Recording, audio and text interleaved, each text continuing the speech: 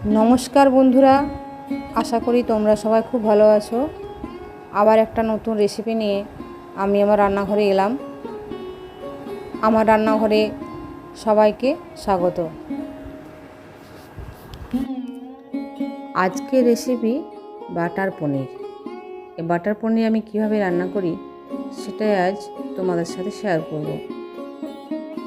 এই বাটার পনির তৈরি করার জন্য প্রথম আমি একটা মশলা তৈরি করে নেব।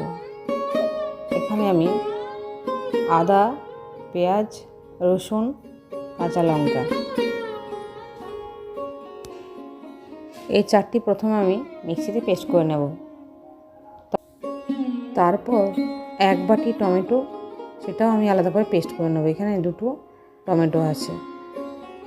আর কিছু কাজু বাদাম, সেটাও আমি ভালো করে পেস্ট করে নেব।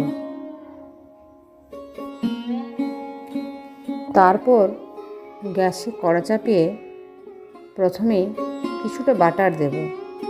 বাটার দিয়ে পনিরের টুকরোগুলো আমি ভেজে নেব। পনিরটা আমি আগেই কেটে রেখেছিলাম। পনিরগুলো একটুখানি ভেজে নিয়ে এপিট ওপিট তুলে নেব। ওই তেলে আবার একটু সামান্য বাটারও দেওয়া যেতে পারে, কিংবা একটু সামান্য সাদা তেল দেওয়া যেতে পারে।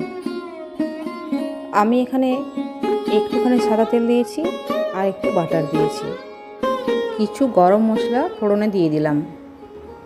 তারপর এক বাটি কুচনো পেঁয়াজ দিয়ে খুব ভালো করে আমি এটা ভেজে নেব। একটু পেঁয়াজটা খুব ভালো করে ভাজতে হবে।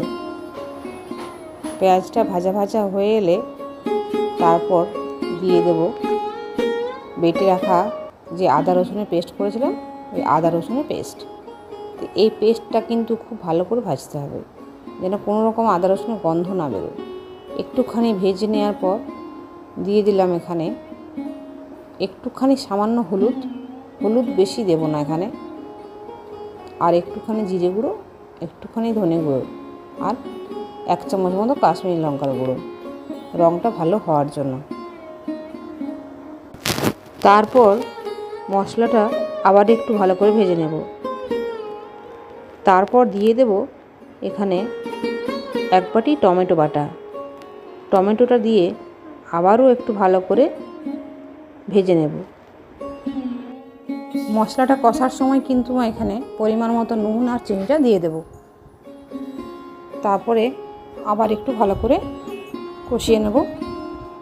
তারপর দেব একটুখানি দই, 2 চামচ মতো দই ভালো করে ফেটিয়ে আমি এখানে দিয়ে দিলাম। দিয়ে খুব ভালো করে নাড়িয়ে নেব।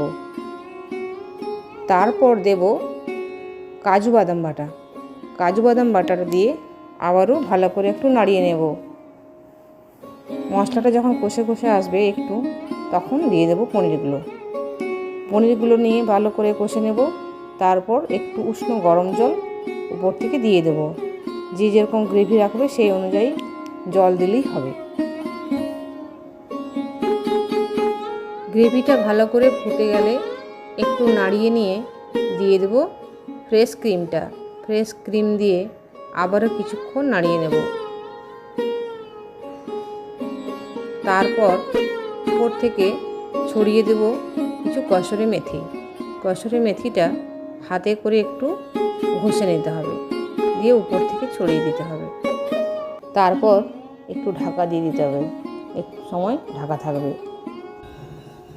কিছুক্ষণ পর ওটা আমি প্লেটে ঢেলে নেব। তারপর উপর থেকে একটু ফ্রেশ ক্রিম ছড়িয়ে দেব, আর একটা ছোট্ট বাটারের কিউব উপরে বসিয়ে দেব আরও সুন্দর করার জন্য।